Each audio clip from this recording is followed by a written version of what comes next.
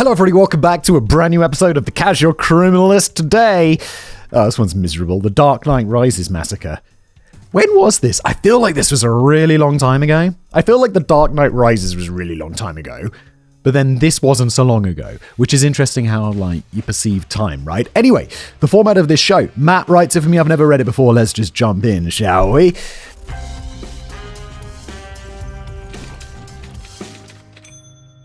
Who doesn't love a good trip to the movies? I like the movies. I'm a big fan of going to the movies. I haven't been to the movies in a long time. I might have put a home theater in my house, and it's so nice to just be able to watch a movie on the big screen with the sound from home. Because I don't know, the thing that drove me mad about going to the movies was when someone talks and they're just like, shut the fuck up, you ruined it for everyone. And now it's just me. And when I need to pee, I can just pause it. I know I do. In fact, it's one of my favourite pastimes when I'm not researching awful ghastly murders and such. One of your favourite pastimes. It's like, Matt, you always say it this is your pastime.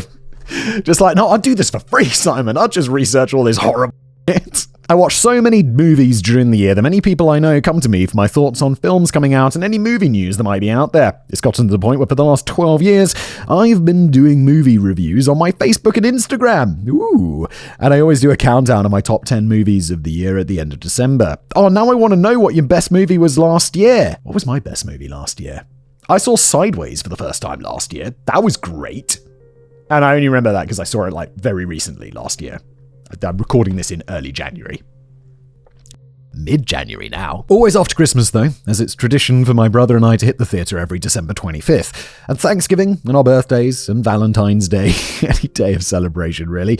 I even wanted to be a filmmaker when I was in high school. I always get excited when a new big film comes out, and whether it's by myself, or with my brother, or with my friends, I always look forward to hitting the cinema, getting a snack and soda, and watching the magic unfold on the big screen.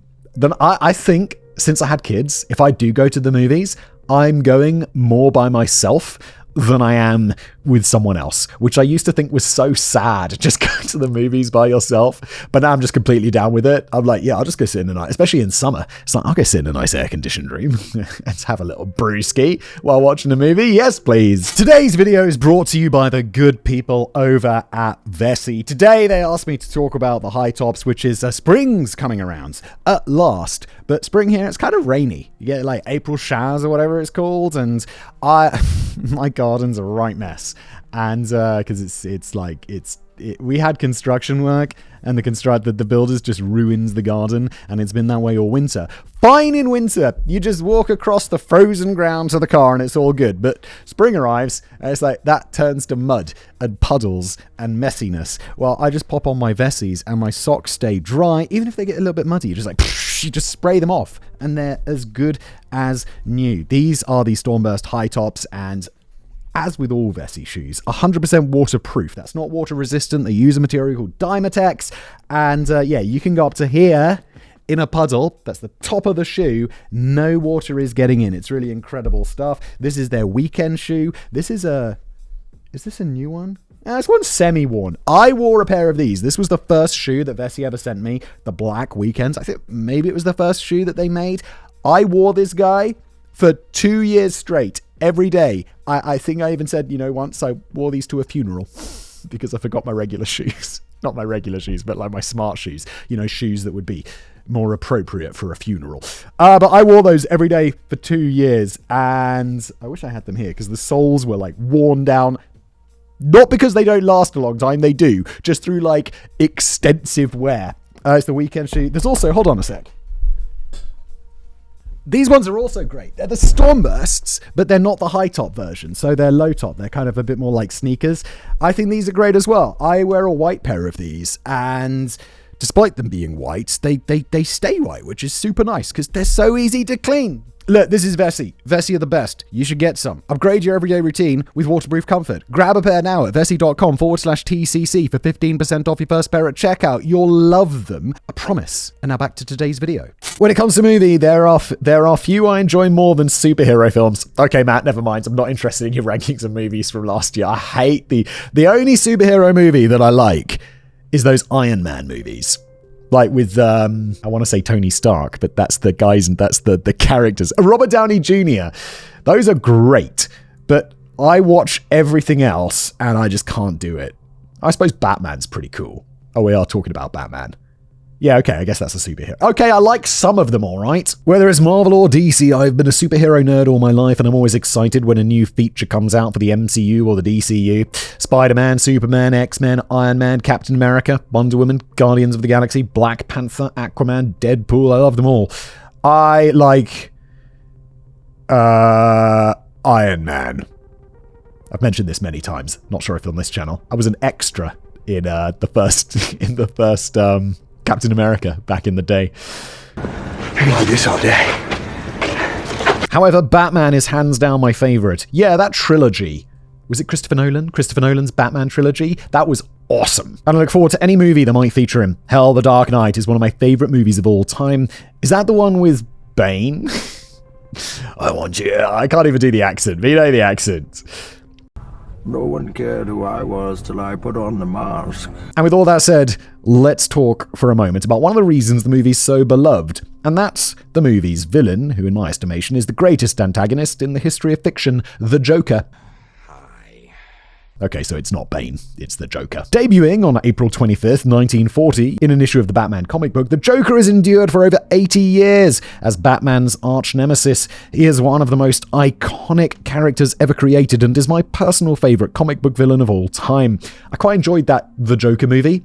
I haven't seen the latest one because everyone hates it. I don't enjoy musicals, and there's just nothing in that for me.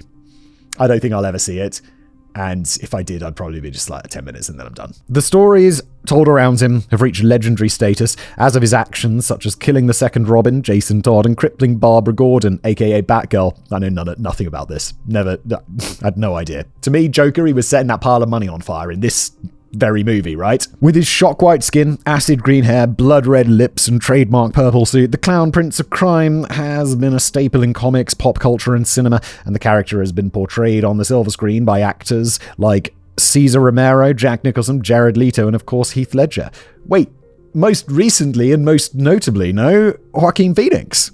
Well, that was entertaining, Matt, I hear you saying, but what of the crime? What does this have to do with anything? Well, it's because a certain comic book movie is at the center of this insanity, and it involved the Joker in the most sickening way. In July 2012, whoa, 13 years ago. Oh my god, time goes so quickly. The Dark Knight Rises, the final film in the Christopher Nolan Dark Knight trilogy, was released. After The Dark Knight took the world by storm, everyone was excited for the third and final chapter of the story. However, one man had something much more demented in mind. For years upon years, his mind had spiraled into madness, and thoughts of violence and murder always at the forefront. On the night of July 20th, 2012, he acted out those desires in the most vicious way he could, and in doing so, he stole the lives of many and changed the lives of many more. And so, as the darkness swallows us once again, let's dive into the mind of a deranged man who seemed to believe himself to be the Harlequin of hate himself, and one who thought there was no better way to prove it than to spill buckets of blood in a storm of bullets at an event to celebrate the Caped Crusader. This is the story of the worst mass shooting in Colorado since Columbine. This is the tragic tale of the 2012 Aurora theater shooting. I recently learned how many shootings happen in the US. There's a Wikipedia page of mass shootings, which I think is like 3 or more people. It's crazy. I thought this was something that happened like maybe once or twice a year. It's happening like every week. We just don't hear about it because it's so, at least internationally, because it's so common. Crazy. Chaos at the Aurora Theater. If you're a fan of comic books and movies based on comic books, July 20th, 2012 was a big day. Wasn't a big day for me then, Matt. It was that day, as stated in the intro, that The Dark Knight Rises was released in theaters. Both Batman Begins and The Dark Knight had taken the world by storm in 2005 and 2008, respectively, reintroducing Oh my god, was the original one in 2005? That was when I left high school. Oh my god, that was a long-ass time. That's 20 years ago. Reintroducing Batman once more to the silver screen and doing it in a very grounded and realistic way. Well, as realistic as a man in military-grade bat costume with all sorts of bat-themed gadgets can be. Yeah, I much prefer this sort of thing, where it's like, although I do like Superman. I liked Superman as a kid at least. But nowadays, where it's like technology and I know, obviously stretching the bounds of reality. But those Iron Man movies, and I'm not talking about the ones where he's like playing around with like Thor for whatever reason. But the original ones and these Dark Knight movies, I like it where it's like based in reality. It's much more like sci-fi, and I like that. The first film pitted the Dark Knight against Ra's al Ghul and Scarecrow. In the second, he went head-to-head with the Joker and Two-Face, and fans couldn't wait to watch the epic conclusion when Batman would go one-on-one with Bane. That was no different for the moviegoers in Aurora, Colorado. That night, many had gotten tickets to see a midnight premiere of the film, and the anticipation was at an all-time high. I can say from experience that it's always a fun time at the theatre if you could go and see a movie on the very first night. Yeah, I imagine it is. I've never done it, though. Especially if it's a big blockbuster movie and the theatre is full to capacity. That was surely the mindset of all those making their way to the town centre at Aurora Shopping Mall at 14300 Alameda Avenue. Tickets in hand, they headed to Cinemark Theatre 9 at the Century 16 Multiplex and prepared themselves for a great night out. The entire theatre was in a tizzy and everyone was excited to see the grand finale of one of the greatest superhero movie trilogies in history. I bet it holds up. I bet if you watch that movie from 2005, it holds up. I might do that. That's going to be great. People were in their seats, popcorn and sodas at the ready, happily talking to the friends and family that they'd come with or texting those that weren't there about their excitement. One girl in particular, named Jessica Gorwey, known on Twitter as Jessica Redfield, was asked on Twitter why she was tweeting instead of watching the film, and she simply responded with, "Movie doesn't start for 20 minutes, in all caps. As you can see, her excitement was clear. But sadly, she would never get to see the movie, and that would be the last tweet that she would ever send. Then, in walked the man who would seal the fates of several within. He walked to the front doors, approached the box office, purchased a ticket, and entered Cinemark Theatre 9 alongside the rest of the moviegoers without attracting any unwanted attention. As the rest of the moviegoers finished filing into the theatre, he took a seat in the front row. He didn't have any soda, popcorn, or candy with him, and he didn't even have the faintest hint of a smile on his face. He simply stared up at the screen, calm as can be. The movie then began. Theatre 9 was full to capacity, which meant that there were a total of 400 people, and he knew that this was his best shot, his chance of fulfilling his dream of inflicting as much pain, misery, and death as possible. 20 minutes into the film, he got up and made his way to the side of the theatre. Every movie theatre has an emergency exit on the side of each screen room, just in case moviegoers need to quickly make their way out should there be a fire or some other emergency situation. I feel like this has happened to me.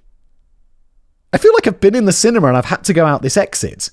But for the life of me, I can't remember when or why. God, I have a very distinct memory of going through those doors. No, it's just sneaking into a movie. No, I've never done that. Gosh, how strange. You know, you sometimes unlock those memories? Weird. He managed to slip out of the emergency exit without anyone noticing. He kept it open by discreetly placing a plastic tablecloth clip in the door that acted as a door stopper. The emergency exit gave him direct access to the rarely used parking area at the back of the complex, where he had strategically parked his car. Put a pin in that, we'll be mentioning it later. Wait, this dude's gonna... I thought he unalived himself, as we say on YouTube. He got into his vehicle and began to prepare, dressing up in protective gear, namely, oh, I see, okay, so he's going out there to get ready, namely a gas mask, a load-bearing vest, a ballistic helmet, bullet-resistant leggings, a bullet-resistant throat protector, a groin protector, and tactical gloves. And the final piece of gear? A set of noise-cancelling headphones through which he'd be listening to music so that he couldn't hear the blood-curdling screams or cries for help that were to come immediately. And the song he was listening to? Becoming Insane by Infected Mushroom, which is an oddly upbeat song considering what he was planning on doing. Yeah, but I mean, it's also like, I don't know. It's the sort of... I don't know. It's the sort of music that you'd play at like a first-person shooter 2 or whatever, which I know is an insane thing to say, but it's just kind of like, it's very intense. And he's like getting juiced up or whatever. Oh, I hate this. I hate that I think that. I hate that that enters my mind. Of course, to commit a massacre, one needs their weaponry, and he'd certainly come prepared in that regard. Now fully armoured, he proceeded to arm himself with a 12-gauge Remington 870 Express tactical shotgun, a Smith & Wesson MP15 semi-automatic rifle with a 100-round drum magazine, and a 40-caliber Glock 22 Gen 4 handgun. This monster was dressed for a war zone while planning on targeting a cinema full of nothing but innocent moviegoers. Is this one of those situations? Colorado, what's your deal with guns? I know America has lots of guns. Is the reason this guy's wearing all this equipment because if he starts shooting, there's 400 people there. Someone's going to have a gun and they're going to shoot him.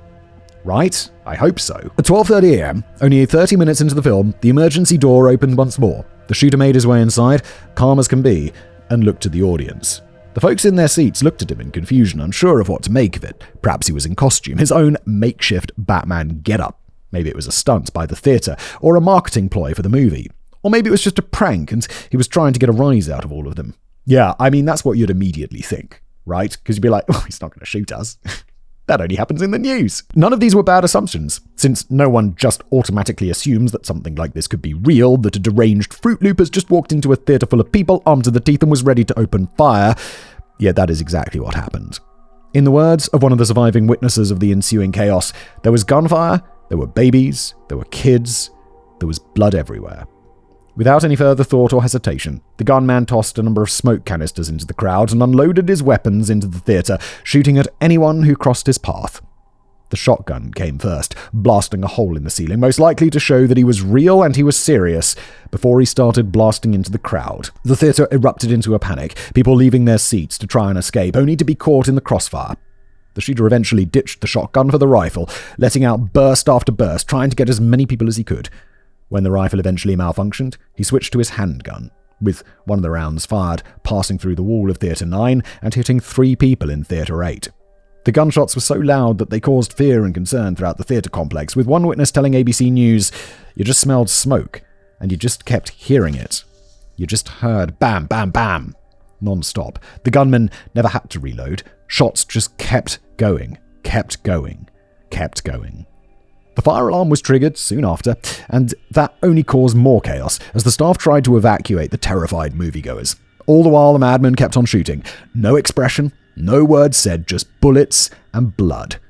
As another survivor recounted, "I'm with co-workers and we're on the floor praying to God we don't get shot, and the gunshots continue on. And when the sound finally stopped, we started to get up, and people were bleeding."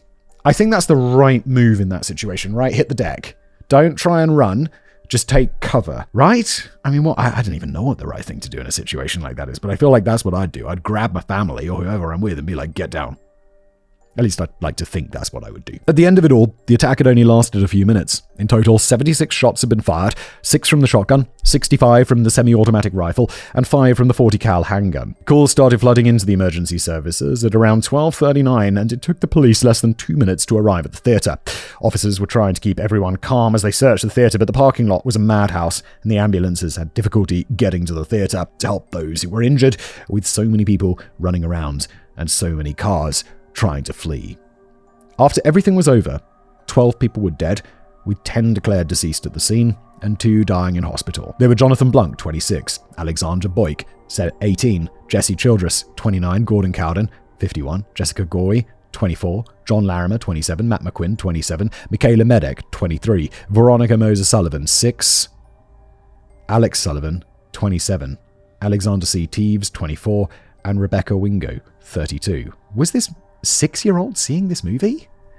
Is that normal? This was a scary movie. Sorry, that's not important at all in this moment, but I'm just surprised by that. They were all innocent, all random, and had no connection to the shooter at all. He simply walked into the theatre, determined to kill, and stole their lives away for no good reason.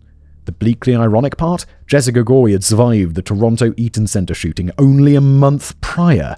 No shot. Only to run into this psychopath on a night that was meant to be a fun night at the movies. Talk about tragic. 70 others were also injured in the attack, 58 of them by gunfire. The amount was so great that multiple hospitals needed to be used, those being Children's Hospital Colorado, Denver Health Medical Center, the Medical Center of Aurora, Parker Adventist Hospital, Rose Medical Center, Swedish Hospital, and University Hospital. The tragedy was so great and affected so many people that 3 of the 5 hospitals treating victims announced that they would limit the victims' medical bills or forgive them entirely, so I applaud them for that. Sadly, some of the people left standing from the attack were left with permanent reminders. Ashley Moser, Veronica Moser Sullivan's mother, was pregnant at the time of the attack, and she was there at the theatre. She was rendered paraplegic after being shot 3 times in the chest, neck, and abdomen. She lost the baby by miscarriage a week after the shooting. Stephen Martin was paralyzed from the chest down after a bullet went through his spine. Caleb Medley, the last victim of the attack to be discharged, underwent 3 brain surgeries, required a feeding tube, had severely impaired movement, and could no longer speak. As for the lunatic who orchestrated all of this, the man behind the gunfire and the death, he had slipped out of the same emergency exit he had walked in from before the police even arrived. Then, once authorities came and started investigating the attack, It didn't take them long to find him. Laughingly so. It was 12:45 a.m., less than 15 minutes after the massacre began, that Officer Jason Oviatt went through the emergency exit to check the back parking lot.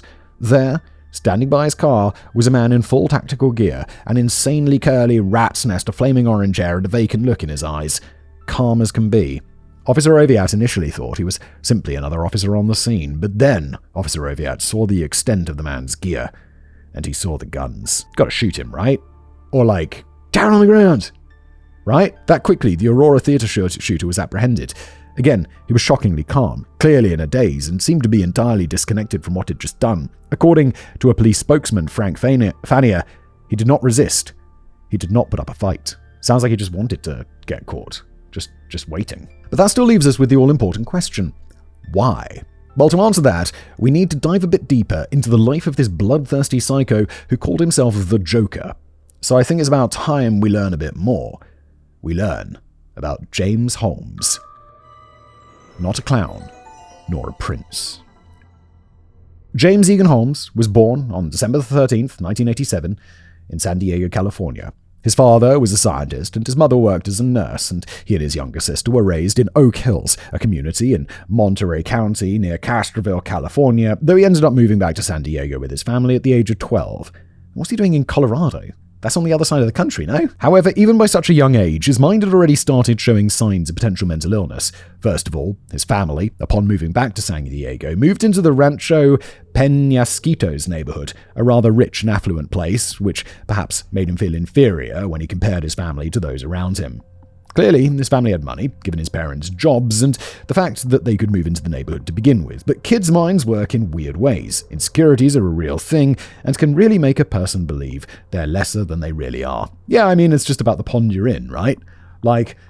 If you're middle class and you move to a rich neighborhood, you're going to feel poor. If you're middle class and everyone else is middle class, you're going to feel normal. If you're middle class and everyone else is poor, you're going to feel rich. It's all relative. That's not all, though. He had trouble sleeping at night. Why? Well, because he thought that entities he called nail ghosts were hammering on the walls of his house. Sounds like the thoughts of a rational human being. He'd have terrible bouts of depression as well, especially through middle school. It got to the point where Holmes even attempted to take his own life at only 11 years old. Do you know how troubled you have to be to try the old goodbye and goodnight at only 11? From that moment on, though, his mind changed. His depression remained, and the thought of ending his life never really went away. But by the time Holmes had reached 14, he kept the thought at bay with his new obsession: murder. He does sound extremely unwell. I mean, this started off as one where it's you think of Columbine and you psychos, and that's how you start this one. But this guy seems delusional. Thinking he's hearing ghosts knocking on the walls, that sounds like schizophrenia or something. He was obsessed with killing for over a decade, way before he decided to act on his dark thoughts. And you'd never truly know it either, since he had a mask firmly in place at all times. There's no record of him hurting anyone before the incident, no records of any dead animals in the area, nothing that normally would be grounds for worry. Outside of his attempt on his own life, nothing caught the attention of his family, friends, teachers, nothing. He was just seen as a very quiet and easygoing kid, someone easy enough to get along with. He graduated Westview High School in 2006, no fuss, no muss, and that same year he got an internship at the Salk Institute for Biological Studies. Oh, like Jonas Salk, the polio guy. Polio? Jonas Salk? Right? He certainly seemed to enjoy it too, as he himself stated in his college application quote, "I had little experience in computer programming, and the work was challenging to say the least. Nonetheless, I taught myself how to program in Flash and then construct a cross-temporal calibration model. Completing the project and presenting my model at the end of the internship was exhilarating. This mask is very good." After getting into the University of California, Riverside, he completed all 4 years, and he got his bachelor's degree in neuroscience with the highest honors. He was even a member of several honor societies, including Pi Beta Kappa and Golden Key. Seen as an effective leader, he graduated in the top 1% of his class with a GPA of 3.949. I think the top is 4, right? So that's really quite impressive. So clearly he wasn't stupid. Hell, he even enrolled as a PhD student in neuroscience at the University of Colorado Anschutz Medical Campus in Aurora. Okay, so that's how he ended up in Colorado. That I would go beyond saying he's not stupid. I'd go to say he seems to be very intelligent. PhD in neuroscience. I got a friend with a PhD in neuroscience, and he's scarily smart. You're just You sometimes don't know what he's talking about because he's just too smart and you're too and I'm like, not stupid. But it's like, oh, I see. It's just different level of thinking, isn't it? He was intelligent and a good student, but that didn't mean something wasn't wrong with his brain. No, I think there's probably a correlation between extremely high intelligence or very, very above average intelligence and something being slightly wrong with you. After graduating high school in 2010, he had a job working at a pill and capsule coating factory in San Diego County, where his co-workers were unsettled by him, especially when he'd stare unbreaking for minutes at a time at a blank wall and never responded verbally, only communicating in smirks and nods. And what happened when he actually received an acceptance letter from the University of Illinois, Urbana-Champaign? Maybe? Is that how you spell champagne? No, P-A-I-G. Maybe. With a $22,600 stipend and free tuition? He turned it down without saying why. You see, after he'd managed to graduate, the status of Holmes' mind only got worse and worse. Shadows at the corner of his eyes, flickers in his vision, and both of them apparently went to war before his eyes in a hall of imaginary gunfire. Does not sound like the workings of a stable mind. Apparently, Holmes thought the same and sought out professional help in 2012. Namely, he was seen by psychiatrist Dr. Lynn Fenton, who grew more and more concerned each time he lay on her couch. In a 3-month period, she saw him a total of 7 times, twice with a male colleague in the room, and each time her worry over him grew. His homicidal ideations, his want and almost desperate need to maim and murder were only getting worse with each session. She suggested several forms of treatment, including prescribing him medication to help manage his delusions and thoughts, but he rejected every one. Holmes was spiraling, and his thoughts were only getting darker while his performance in college slipped more and more. I find it strange that you'd go to a psychiatrist. Psychiatrists, they'll diagnose you and then, they'll prescribe you something. If they were just going to talk to you, it's a therapist, right? And why he would go there and then he refuses the treatment seems odd. Dr. Fenton did all she could as a doctor. She tried her best to help him, coming to believe that he had schizoid personality disorder, but nothing she did worked, and in the end she wound up more scared of him than anything.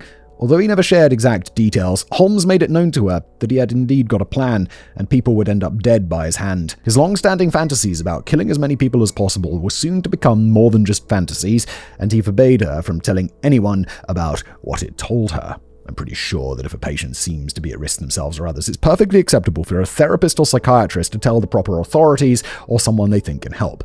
Doctor-patient confidentiality be damned. I don't think it's about, I'm going to break doctor-patient confidentiality. I think if someone says, I'm going to kill, there's a duty there, right? To break that confidentiality, and that's all allowed and stuff. Sadly, though, Dr. Fenton simply did not.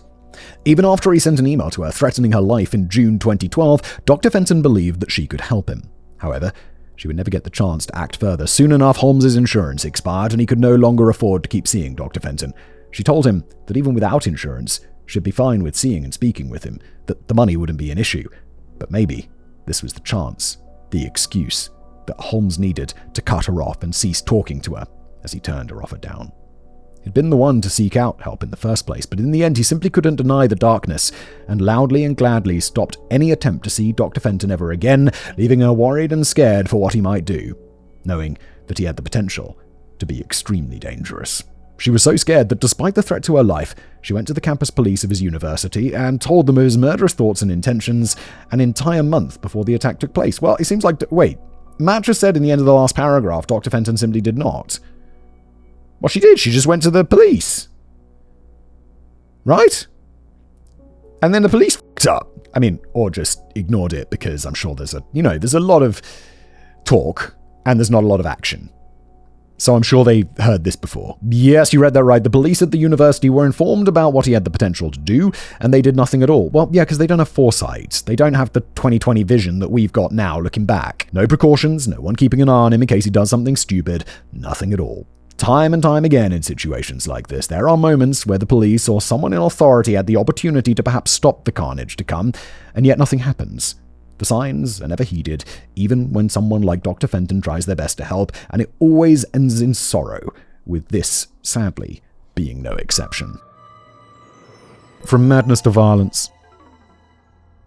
Now, there's something you've all probably caught on to by now. In most of these situations, in previous episodes, there's usually a factor, whether it be a person, an event, or even multiple events, that would break the antagonist of the episode and send them down a dark path that they take. I was actually just recording an episode of this yesterday, and we went deep into the idea of the snap, where it's like, oh, everything's fine. You know, you're teetering on the edge, but you got it under control. And then there's the snap, and it's like, too far.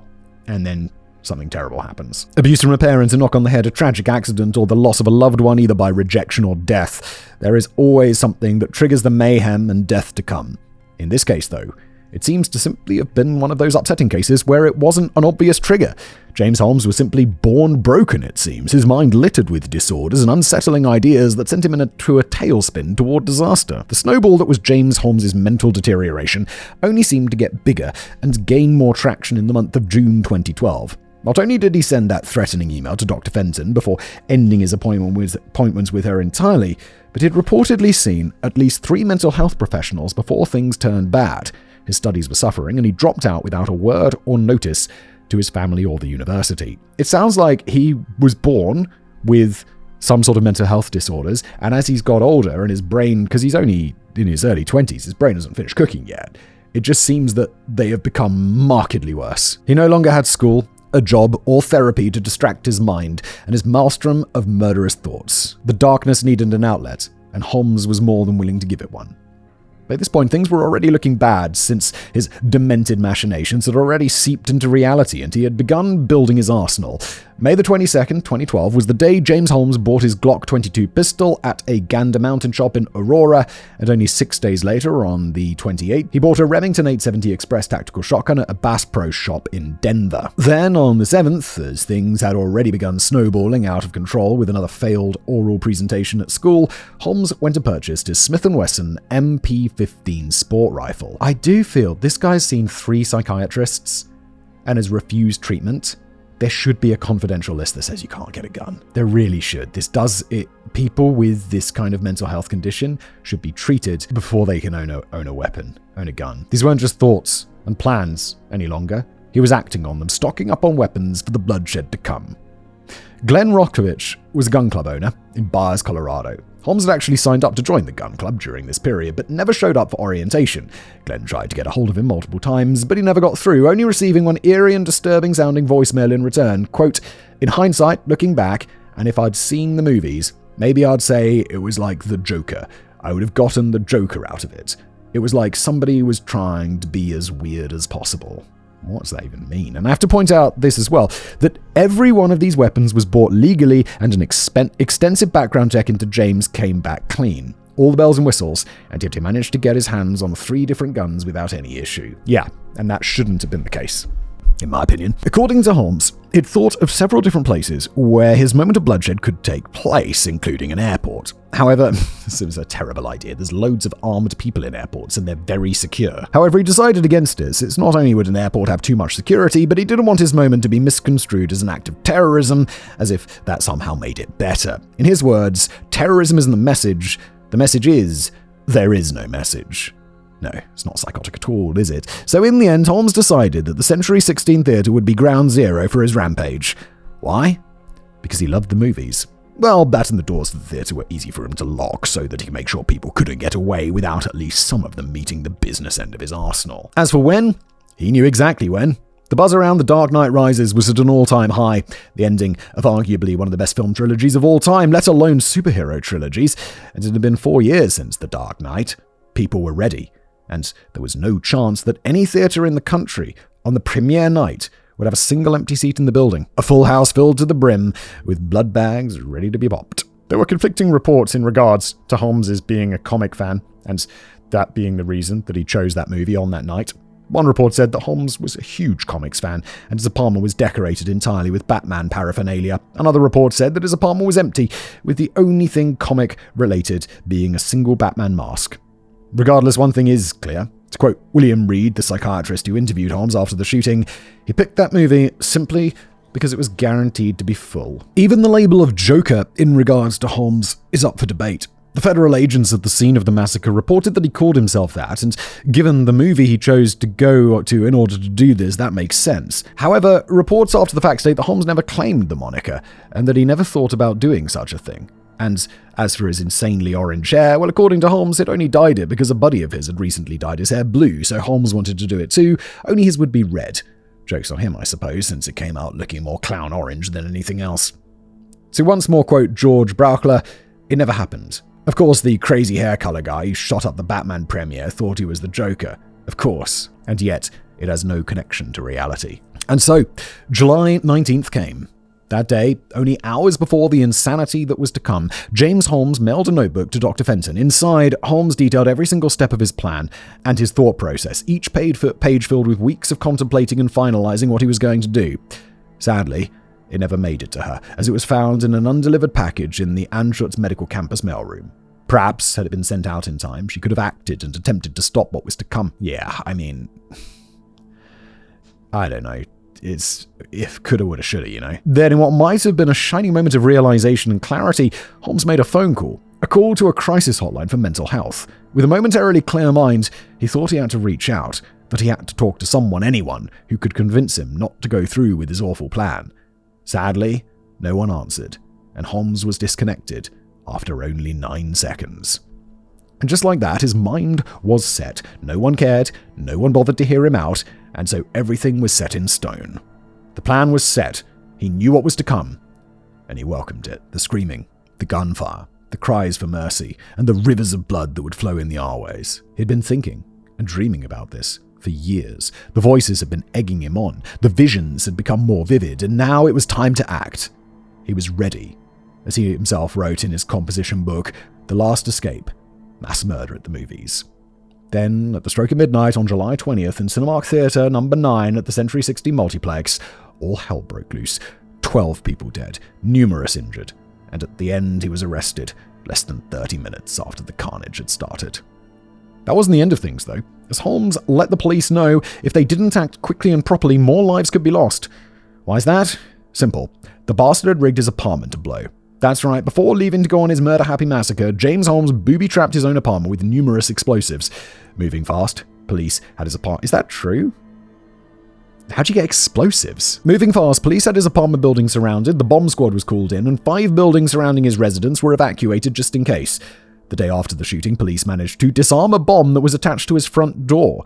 A tripwire made of fishing line, with one connected to the door jamb and the other connected to a thermos with a bottle of nearly pure glycerin perched precariously on a frying pan that contained chemical potassium permanganate. Alright, this guy's clever, he worked out how to make a bomb. With that done, it allowed them to send in a little diffuser robot inside to search for other bombs. They certainly found them, and saw just how serious Holmes was to taking as many people out as he could. More than 30 homemade grenades wired to a control box in the kitchen and filled with at least 30 gallons or 10 liters of gasoline were found in his home, wired so that as soon as someone opened the door and set off the first bomb, the others would detonate, sending the whole apartment and all those around it sky high. Thankfully, everything was disarmed, and now all that was left was to deal with this wannabe ace of knaves. The Joker on trial. Upon his arrest, Holmes was held at Arapaho Detention Center under suicide watch and in solitary confinement. Probably smart. This was to keep him safe from other inmates, standard procedure for celebrity inmates. Not the biggest fan of this myself. I'd say put him in Gen Pop and see how much he regrets his actions, but that's just me. Hell, it wasn't until July 23rd that he was brought before a judge for the first time and held without bail, and the judge also granted Holmes a mandatory protection order.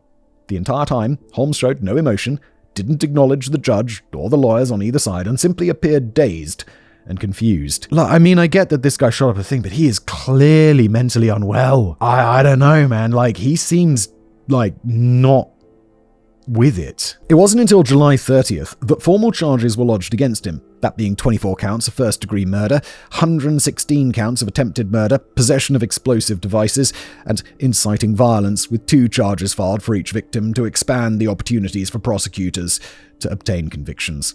This was followed by a gag order on all lawyers and law enforcement in regards to the case by Colorado State District Court Judge William B. Sylvester, who also sealed the court file and barred the University of Colorado from releasing a public record relating to Holmes' year at the school. As is their job, Holmes' attorneys did everything they could to make sure their client made it out of this in one piece.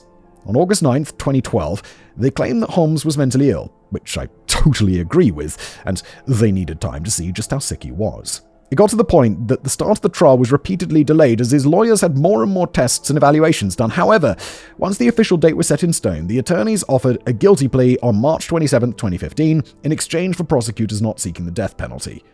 They turned them down, with George Brachler stating, "It's my determination and my intention that in this case, for James Egan Holmes, justice is death.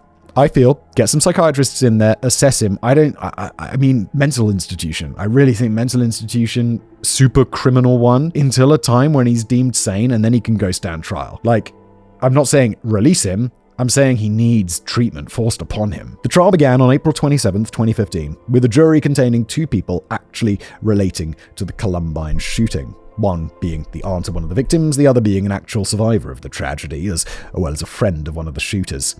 The defense went full-on not guilty by reason of insanity, saying that Holmes was suffering from a psychotic episode during the time of the shooting. The prosecution, on the other hand, went with the claim that Holmes was very much sane during the attack, that he came into the theater with the sole purpose of killing all 400 people inside. That would kind of imply not being sane, because there's no way. He wouldn't even have the ammunition for that, or at least as many as he could before they escaped. He ran out of ammo, or he died. Holmes's body armor, helmet, weapons, and all the unspent ammo were brought before the court, all to show how utterly prepared he was for his assault on the theater. This wasn't a psychotic episode. This was planned out for weeks and weeks, and if that didn't sway the jury, his notebook to Dr. Fenton would. Brought into evidence on May 26, 2015, the notebook was a treasure trove for the prosecution. Dedicated to his parents and sister, pet named Goober, Chrissy, and Bobo, it was a bizarre mixture of madness and lucidity, in essence being good evidence for both sides. It went over his incredibly detailed plans on how, where, and when he'd carry out his massacre, yet it also went into spirals of insanity, questioning the meaning of life and death, along with pages upon pages simply asking the question of why. They even brought in Dr. William Reed and Dr. Jeffrey Metzner as court-appointed psychiatrists, and they both said the same thing, that Holmes was mentally ill, but legally sane, especially during the shooting. Listening to everything going on from the victim family's side of the court, Sandy Phillips, mother of Jennifer Gorey, didn't mince words. It's excruciatingly painful. He's so devoid of any human kindness, expression, empathy. That's hurtful. When you're considered collateral damage as a parent who lost their child in the theater, that's hard to sit and listen to. Her husband and Jennifer's father, Lonnie, had this to say: "It's adding insult to injury when you have to go through this. He decided he wanted to live. He didn't want the pain and misery. He wanted to protect himself. It's all about him." Holmes refused to testify during his trial, but to show he had some sort of morals or conscience, Holmes stated the following: "I think it's wrong to kill children. I chose to minimize child fatalities by choosing a midnight showing of a PG-13 movie. I felt sad that a child had died.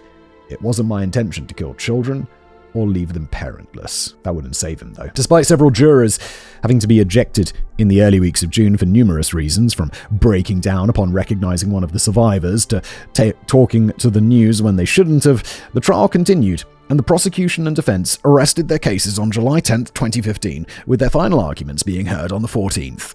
On July 16, 2015, the jury reached their verdict. James Holmes was found guilty of 24 counts of first-degree murder, 140 counts of attempted first-degree murder, 1 count of possessing illegal explosives, and a sentence enhancement of a crime of violence.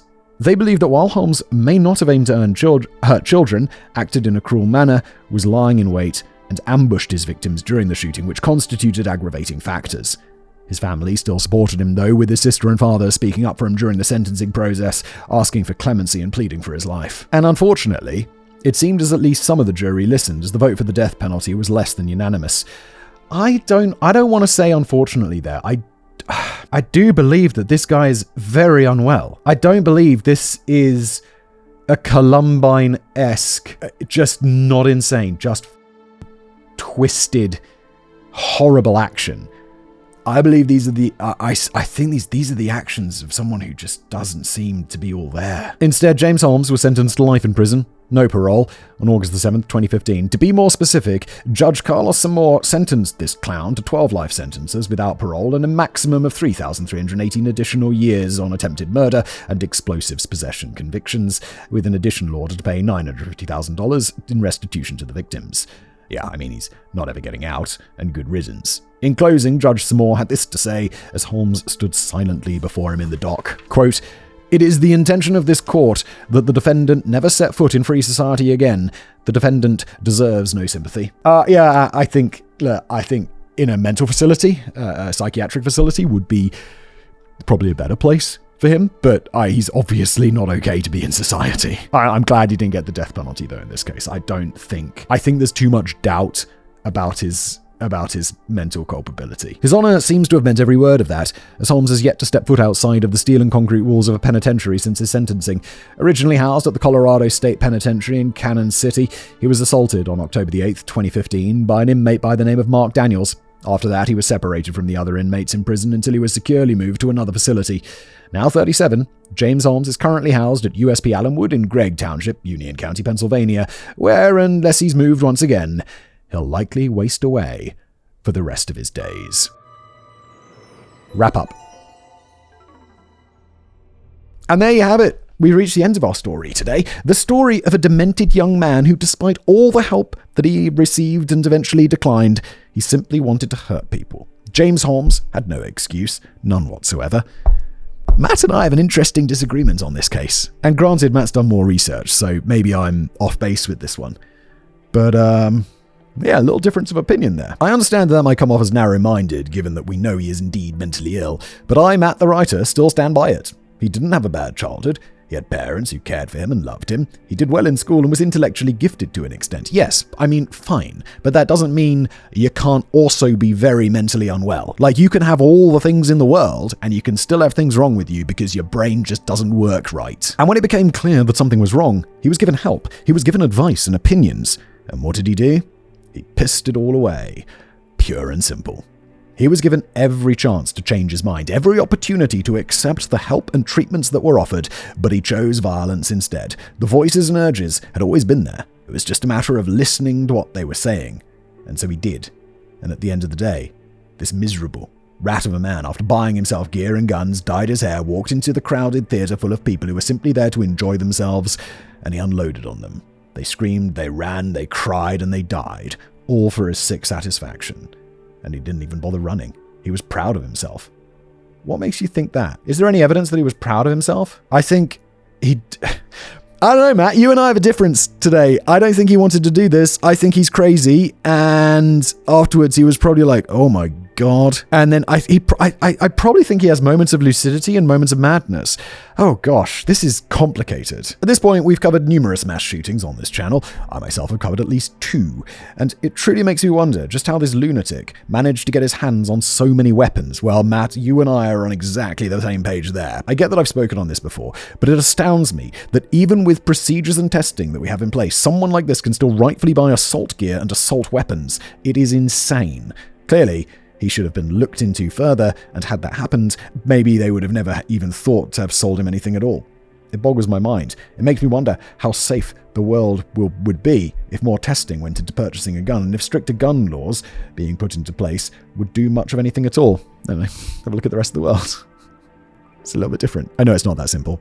I do think like guns in America is more of a cultural thing than necessarily a legal thing. Not a subject I'm an expert on, but there's other countries. I live in a country which has very liberal gun laws, but no one goes around shooting each other. I mean, they do, but just nowhere near as much. How many bodies need to pile up and how much innocent blood needs to be spilled before we all stop arguing over a ridiculous point and are willing to at least try? Ever since the attack, Aurora and the people of Aurora have been trying to pick up the pieces. The Century 16 Theatre has since been rebranded the Century Aurora Theatre, and despite the initial protests of the families and loved ones of the victims, reopened their doors for business on January 25th, 2013, just 6 months after the shooting. I mean, what do you want? Them to close down their business and sack all the people who are working there because some psycho shot up the place? That seems unreasonable. A memorial service was held at the theatre on the first day, and the theatre where the attack actually took place was combined with another to create the new XD Theatre Room. 3 of the survivors did attempt to sue Cinemark in 2012 for the company's alleged negligence in failing to provide adequate safety and security measures, though the whole thing ended up being dismissed by the summer of 2016. Yeah, I'm sorry, this isn't the cinema's fault.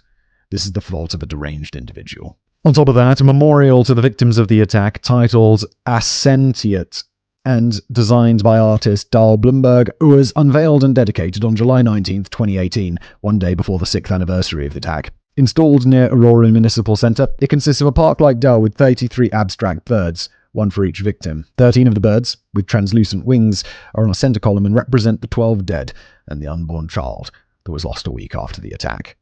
I think Christopher Nolan, the director of the Dark Knight trilogy, said it best, quoting him here. I would not presume to know anything about the victims of the shooting, but that they were there last night to watch a movie. I believe movies are one of the great American art forms. and the shared experience of watching a story unfold on screen is important and a joyful pastime. The movie theater is my home, and the idea that someone would violate that innocent and hopeful place in such an unbearably savage way is devastating to me. Nothing any of us can say could ever adequately express our feelings for the innocent victims of this appalling crime, but our thoughts are with them and their families." End quote. Regardless, in this moment as we wrap things up on this dismal tale, I want to remember the lives lost. These were people simply enjoying a night at the movies with their friends and families, wanting to forget their troubles and worries for the night and just have fun. And in the end, that happy night was shattered by a psycho with 3 guns and a thirst for blood and carnage. Jonathan Blunk, Alexander Boyk, Jesse Childress, Gordon Cowden, Jessica Garvey, John Larimer, Matt McQuinn, Michaela Medek, Veronica Moser Sullivan, Alex Sullivan, Alexander C. Teeves, Rebecca Wingo. Rest in peace, and know that in the end, justice did get the last laugh. And that's where we end today's video. Thanks for being here.